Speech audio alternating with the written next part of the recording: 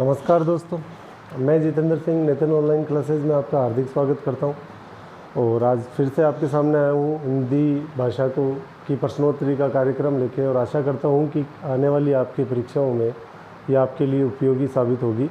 और इसी आशा के साथ चलिए प्रारंभ करते हैं आज का प्रश्नोत्तरी कार्यक्रम। और आपके सामने है क्वेश्चन नंबर फर्स्ट, भाषाई कौशलों मतलब भाषाई कौशल। भाषा के कौन से कौशल होते हैं? कौशल का मतलब हो गया कि भाषा में किस प्रकार से निपुणता जो आती है वो भाषाई कौशलों में जिस प्रकार से निपुणता आती है उसमें सुनना, बोलना, पढ़ना और लिखना, मतलब लिसन, स्पीकिंग, रीडिंग और राइटिंग।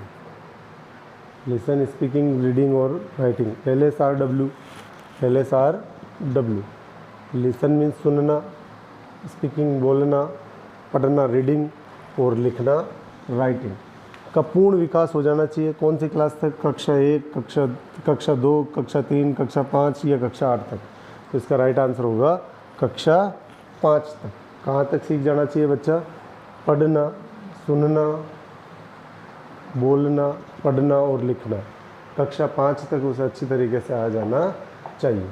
अगला प्रश्न है, विद्यार्थियों में भाषा दक्षताओं का विकास करने हेतु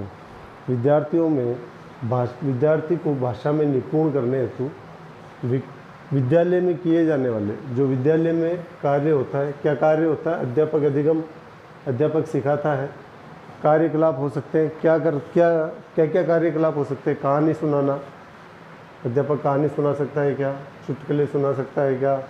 पहली प्रतियोगिताएं रख सकता है क्या? अभिनय, कोई रोल अदा कर सकता है क्या? वाद विवाद प्रतियोगिता रख सकता है, या सामूहिक विचार विमर्श का कार्य कर सकता है, या ये सभी काम कर सकता है? कौन सा ऑप्शन होगा?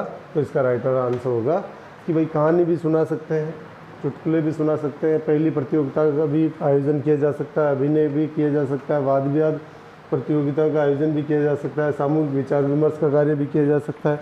ये सभी कार्य बच्चे को, विद्यार्थी को भाषा में दक्षता निपुण करने के लिए किए जा सकते हैं। तो इसका राइट आंसर होगा कि सभी कार्य किए जा सकते हैं। फिर थर्ड प्रश्न है, भाषा दक्षता का विकास किया जा सकता है। भाषा में दक्षता का मतलब होता है निपुण करना, भाषा में अच्छी तरीके से सिखा देना।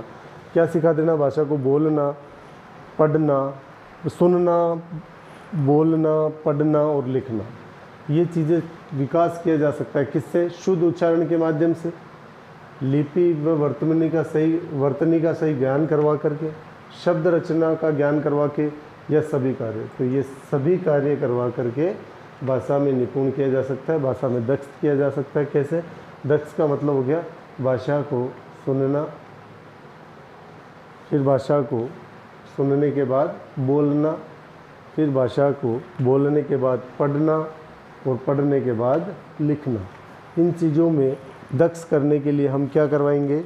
शुद्ध उच्चारण करेंगे तो बोलना सीखेगा, लिपि वर्तनी का सही ज्ञान करवाएंगे तो लिखना सीखेगा, और शब्द रचना का ज्ञान कराएंगे तो पढ़ना सीखेगा। ये सभी कार्य जो है वो भाषा में करवाए जा सकते हैं। अगला प्रश्न है, छात्रों के शब्द भंडार में वृद्धि करने का उपाय।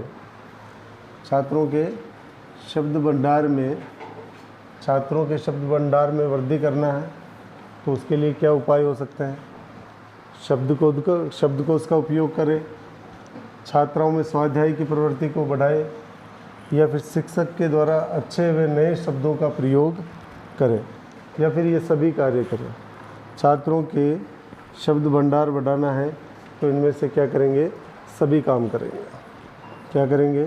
सभी काम करेंगे। शब्दकोश मतलब डिक्शनरी का भी यूज़ सिखाएंगे, और छात्रों में स्वाध्याय, सेल्फ स्टडी भी सिखाएंगे, और उसके बाद शिक्षक द्वारा अच्छे व नए शब्दों का प्रयोग करने का कार्य भी करेंगे। तो ये सभी काम जो है छात्रों में शब्द भंडार वृद्धि करने के लिए किए जा सकते हैं। अगला प्रश्न है, वाक्य रचना कौशल के विकास का उद्देश्य है। वाक्य रचना कौशल के विकास का उद्देश्य है। वाक्य रचना कौशल के विकास का क्या उद्देश्य है ये बताना है।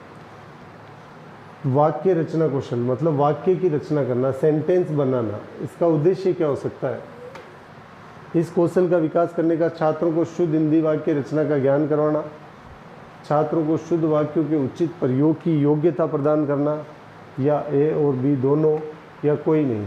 तो इसका राइट आंसर होगा दोनों, क्योंकि शुद्ध हिंदी वाक्य रचना करवाना और शुद्ध वाक्यों के लिए उचित प्रयोग योग्यता प्रदान करना ही वाक्य रचना मतलब सेंटेंस बनाना सिखाना, सेंटेंस बनाने का कौशल मतलब सेंटेंस बनाना सिखाने का माध्यम हो गया। ठीक है, अगला क्वेश्चन है, वाक्य रचना शिक्षण में शामिल है।